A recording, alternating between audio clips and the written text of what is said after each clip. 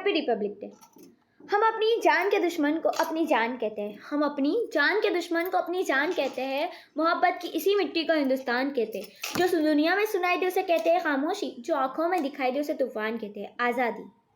आज़ादी का असली मतलब वही समझ सकता है जिसने कभी गुलामी की हो। हम सौभाग्यशाली है कि हमने स्वतंत्र भारत में जन्म लिया। यूँ तो आज़ादी के लिए 1947 में जल चुकी थी, जो वर्षाल बनकर 1957 में हमारे देश को आज़ाद कराए।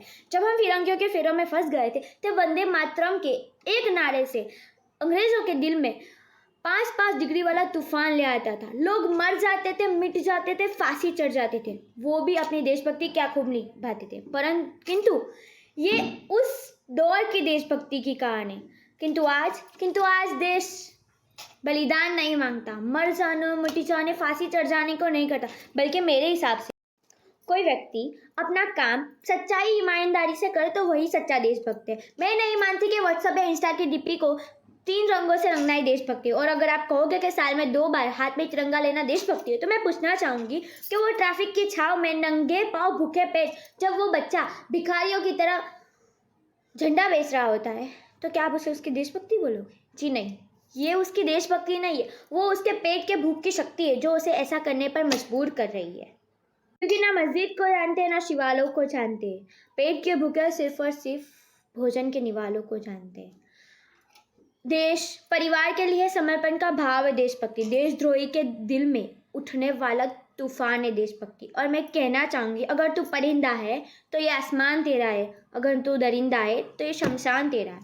भाईचारे से रहना है तो रह, वरना ये कब्र भी तेरी है और ये कब्रिस्तान भी तेरा।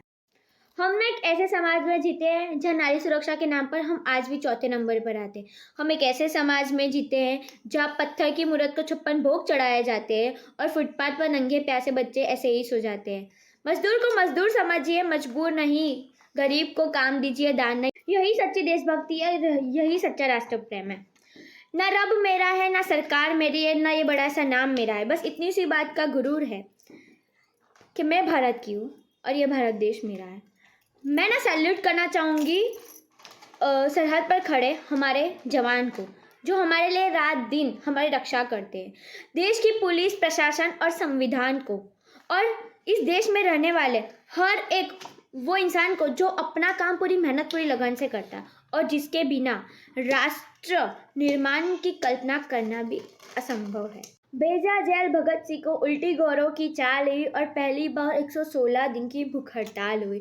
वो अड़ा रहा जिसने सपने इनकलाब के देखे थे, वो अड़ा रहा जिसने सपने इनकलाब के देखे थे। उस मुझ के ताव के आगे घुटने अंग्रेजों ने टेके थे, घुटने अंग्रेजों ने टेके थे।